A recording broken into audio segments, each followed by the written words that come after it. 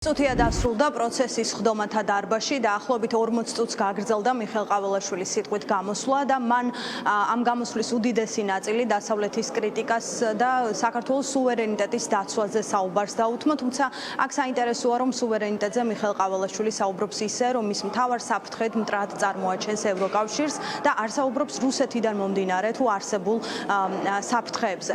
მიხეილ ყაველაშვილი ევროპულ სტრუქტურებს ადანაშაულებს ქვეყნის შიდა პოლიტიკურ პროცესებში ჩარევაში, საუბრობს გარე ძალებზე, რომლებიც თანამშრომლობენ შიდა აქტორებთან იმისთვის, რომ გამოიწვიონ ესკალაცია და საბოლოო ჯამში ამბობს, რომ ევროკავშირია ქვეყნის შიგნით სტაბილურობის მთავარი საფრთხე. ევროკავშირისგან განსხვავებით ტონი რბილი იყო შტატებთან ურთიერთობაზე საუბრისას, თუმცა ბუნებრივია აქ საინტერესო იყო, აქვს თუ არა რაიმე კომუნიკაცია ან რა ფორმით გაგრძელდა კომუნიკაცია შტატებთან, მას შემდეგ რაც მან ამ კომუნიკაციის შესახებ დაპირება მიიღო, როცა ყაველაშვილი იმყოფებოდა გაეროში, თუმცა ამის შესახებ ყაველაშვილს მას არაფერი უთქვამს და ამდენი თვის შემდეგაც ის ისევ საუბრობს იმედებით, მოლოდინებით, რომ ელოდება როგორ დამოკიდებულებას ჩამოაყალიბებს ქართული ოცნების მიმართ შტატების ახალი ადმინისტრაცია და ზოგადად შტატებთან ურთიერთობა წარმოჩენილი აქვს როგორც შესაძლებლობა კონფრონტაციის გარეშე, თუმცა ევროკავშირთან დაკავშირებით გზავნილები არის სულ სხვაგვარი. ის ასევე ახსენებს მრავალ ვექტორულ საგარეო პოლიტიკას, რაც მიანიშნებს, რაც არგუმენტია,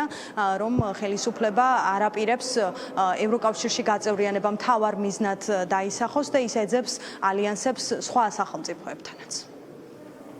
დღეს სახელმწიფო მტკიცედ იცავს საქართველოს სუვერენიტეტს, ეროვნულ ინტერესებსა და იმ ფუნდამენტურ ღირებულებებს, რომლებიც განსაზღვრავს კიდეც ჩვენი სახელმწიფოებრიობის არსს. დღეს კიდევ უფრო თვალსაჩინოა, რომ ის ზეწოლა და შანტაჟი, რომელიც მომდინარეობს გარე ძალებისგან, მათ მიერ მართული შიდა აქტორების გამოყენებით, ემსახურება საქართველოში და მთლიანად რეგიონში პროცესების ესკალაციას. ჩვენმა ხალხმა დაამტკიცა, რომ თითოეული გადაწყვეტილება სამშობლოს სიყვარულით არის ნაკარნახევი და ისტორიის რთულ გადამწყვეტ ეტაპზე ყოველთვის საკუთარი ქვეყნის დაცვის სადარაჯოზე დგას. სახელმწიფო კი კანონისა და კონსტიტუციის ერთგულებით მოქმედებს. ამგვარი ერთიანობა რომ არა, ერთი არასწორი ნაბიჯი, ერთი დათმობაც კი ჩვენი სახელმწიფოებრიობისთვის დამღუპველი იქნებოდა.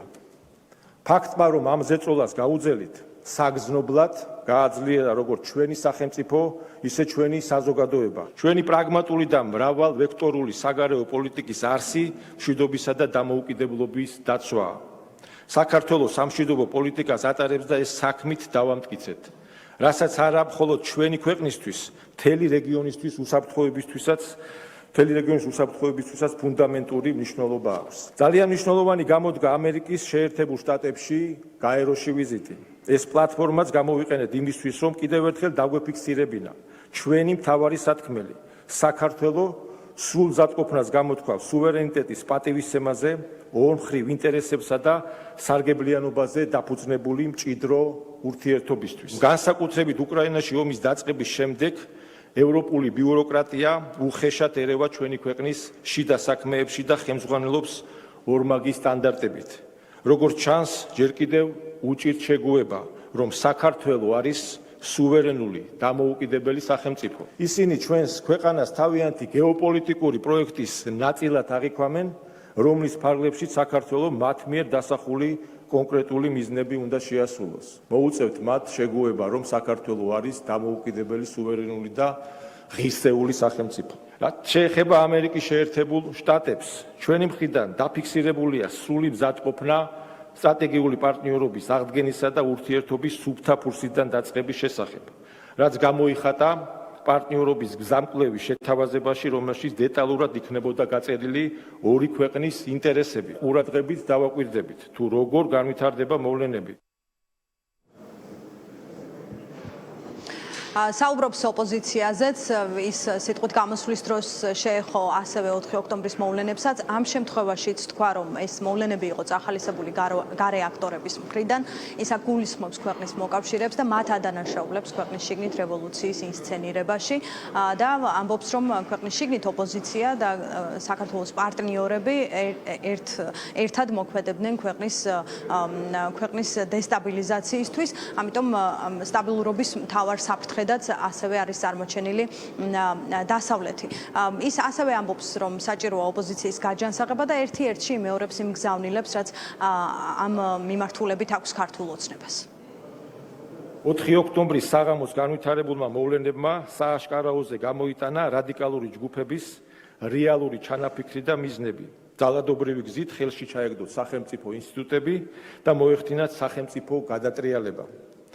საგანგაშოა, რომ საქართველოს წინააღმდეგ მიმართული აღნიშნული ძალადობრივი აქტი და ხელისუფლების დამხობის მცდელობა ფაქტობრივად ღიად იყო წახეზებული და მხარდაჭერილი გარე ძალების მიერ. ჩვენს ქვეყანაში მოვლენების ამგვარი განვითარება მხოლოდ და მხოლოდ საქართველოს არაკეთილმოსურნეთა ინტერესში შეიძლება იყოს.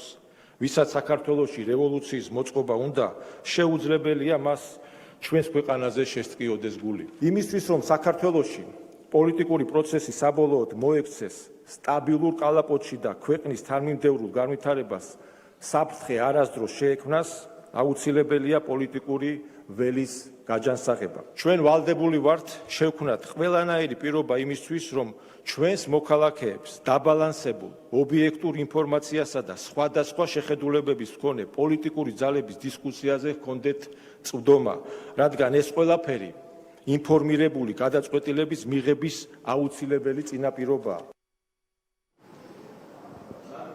სიტყვით გამოსვლის დროს მიხეილ ყაველაშვილი ასევე საუბრობს სპორტზე, მის განვითარებაზე, აქ ახსენებს წინა ხელისუფლებას და საინტერესო რომ ის ასევე ახსენებს ჭარბწონიანობის პრობლემას და ამასაც წინა ხელისუფლებას აბრალებს. ვერაური გვერდს ამ საკითხს მე აქ ვიყავი პარლამენტში, როცა ჩვენ არაერთი კვლევა ჩავატარეთ სპორტის კომიტეტის მეშვეობით და აქ საგამოძიებო კომისია იყო წინა ხელისუფლების დანაშაულებრივ ქმედებასთან დაკავშირებით. სპორტული, ასე ვთქვათ, ინფრასტრუქტურა გაანადგურეს, ამასთან ერთად სპორტის უნივერსიტეტი გაანადგურეს და გააუქმეს და 7 წლიანი პაუზა იყო და დეფიციტი შეიქმნა სკოლებში სპორტის მასწავლებლების. და ფიზიკის, ისტორიის და ქართულის მასწავლებლებს ჰქონდათ შეთავსებული სპორტის გაკვეთილები. აი ეს ჭარბწონიანობა, ეს შედეგი, რომელიც ამ მავნე ხელისუფლებამ ჩაიდინა, სწორედ ეს შედეგი იყო, რაც მოიტანა მათმა პოლიტიკამ, რომ განადგურებული სპორტული ინფრასტრუქტურა და სპორტის მასწავლებლების დეფიციტი და მიხეილ ყაველაშვილის მოსვლა პარლამენტში არ ითვალისწინებდა კითხვა-პასუხს, შესაბამისად მან დაასრულა მისი სიტყვით გამოსვლა, უკვე დატოვა პარლამენტის შენობა. ამ პროცესს ესწრებოდნენ მთავრობის წარმომადგენლებიც, თუმცა ისინიც ისე წავიდნენ, რომ მედიასთან არც ერთ მათგანს კომენტარი არ გაუკეთებია, აქ უსაფრთხოების ზომები არის გამკაცრებული და შესაბამისად არც მედიას მიეცა საშუალება, რომ რომელიმე მათგანისთვის დღეს კითხვები დაესვა.